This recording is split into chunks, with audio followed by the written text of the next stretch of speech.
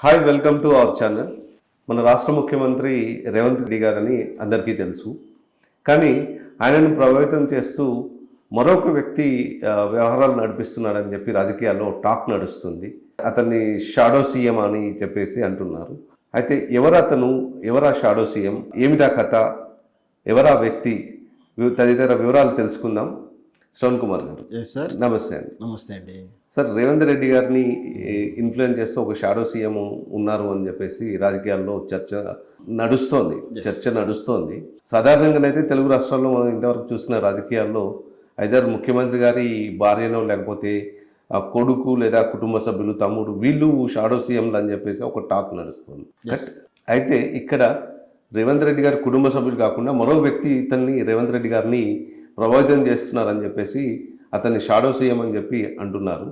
ఏమిటా కథ, అసలు వివరాలు ఏంటి? మనకు ముఖ్యంగా మన తెలుగు రాజకీయాల్లో మనకు తెలుసు, మన ప్రాంతీయ పార్టీల రాజ్యం ఎక్కువగా ఉంటుంది.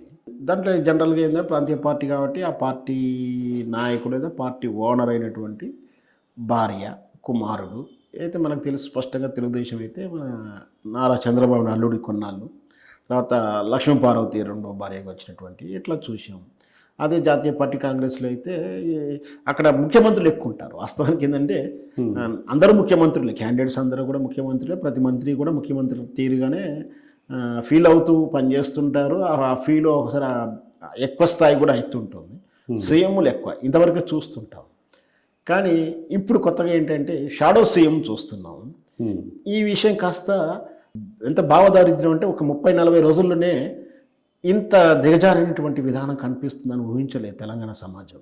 మార్పు కోరుకున్నాం. కానీ ముఖ్యమంత్రి ఇంతమంది వస్తారనో మళ్ళీ ఒక షాడో సీఎం కూడా ఉంటాడు తెలంగాణ సమాజానికి.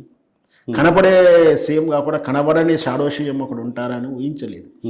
ఎందుకు మరి ఏం జరుగుతుంది అంటే అప్పుడు అందరూ గ్రహించేస్తారు నిర్ణయాలు ఎలా జరుగుతున్నాయి. అందరికీ తెలియని రహస్యమే కాదు. సీఎం క్యాంపస్ ఆఫీస్ అంటే ఏంది, సీఎంకి ఎవరెవరు పని చేస్తుంటారు, ఆయన పేరు చెప్పుకొని ఎవరెవరు ఏమేమి చేస్తుంటారు, ఎవరెవరికి ఏ ఆదేశాలు వెళ్తుంటాయి, ఏ ఆఫీస్ నుంచి వెళ్తుంటాయి, ఎవరెవరు ఇన్ఫ్లుయెన్స్ చేస్తుంటారు అనేది అందరికీ తెలిసిన రహస్యం. అది కొన్నాళ్ళకు మనకు ముఖ్యంగా కేసీఆర్ ఉన్నప్పుడు ఈ సంతోష్ గారి పేరు రకరకాల వినపడేది. అప్పుడు ఆయన పర్సనల్ అసిస్టెంట్, ఆయన వ్యవహారాలు చూస్తున్నప్పుడు ఆయన ఇట్లాగే ఏదో అన్నారు.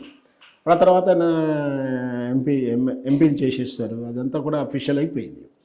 మరి ఇక్కడ ఒక పేరైతే వినిపిస్తుంది చాలాసార్లు, ఆయనే మొత్తం కూడా పర్యవేక్షిస్తూ ప్రతిదీ కూడా రేవంత్ రెడ్డికి ఎండార్స్ చేస్తున్నాడని, ఖాళీ రేవంత్ రెడ్డి వీని చెప్పే రివ్యూ ప్రకారం పనిచేస్తున్నాడని, ఈ రాజకీయ కీలకం కాకుండా వ్యవహారాల కీలకమైనటువంటి నిర్ణయాత్మకమైనటువంటి ఫైనవులు కానీ, ట్రాన్స్ఫర్లు కానీ, ఇతరత్ర నిర్ణయ విషయాలు కానీ, ముఖ్యంగా మీడియాలో పబ్లిక్ వేవ్ ఏముంది, ఏ ఛానల్ ఏ విధంగా పనిచేస్తున్నాయి, ఎవరు వ్యతిరేక వార్తలు రాస్తున్నారు, ఎవరు అనుకూల వార్తలు రాస్తున్నారు, ఎవరిని ఎక్కడ నొక్కితే ఏమవుతుంది, ఎవరిని ఎలా కంట్రోల్ చేయాలి, రేవంత్ రెడ్డి ఆయన మీద పూర్తిగా ఆధారపడారని, దానివల్లనే అతనికి షాడో సీఎం అని పేరు పెట్టి ముద్దుగా పిలుచుకుంటున్నారు మీడియా వర్గంలో కానీ, రాజకీయ విశ్లేషకుడు, రాజకీయాలలో ఈ అందరూ చూస్తున్న వాళ్ళందరూ కూడా తెలిసిపోయింది.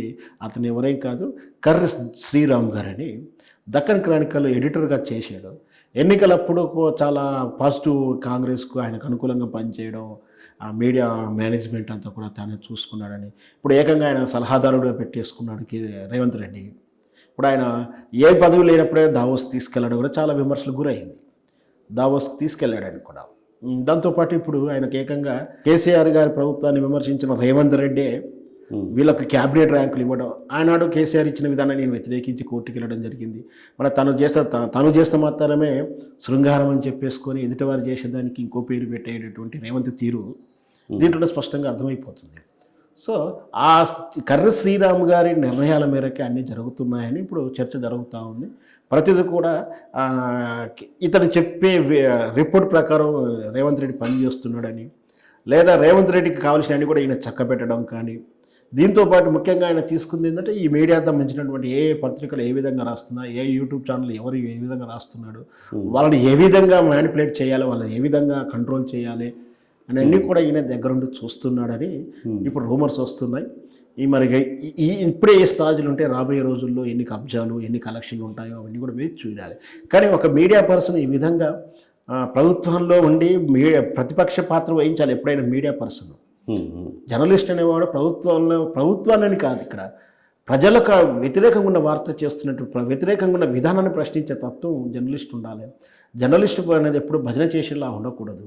ఈ బేసిక్ సూత్రాలు తెలిసినా కూడా వృత్తి ధర్మాన్ని పాటించకుండా అక్కడ ఆ పని చేయడం అనేది అది ఆయన అంతరాత్మకు సంబంధించిన ప్రశ్న అయినప్పటికీ మనం అతన్ని ఏం అనలేము. ఎందుకంటే ఇది ప్రజాస్వామ్యం, అందరికీ ఎవరిష్టం వీరిష్టం వరకు వాళ్ళు ప్రవర్తించవచ్చు.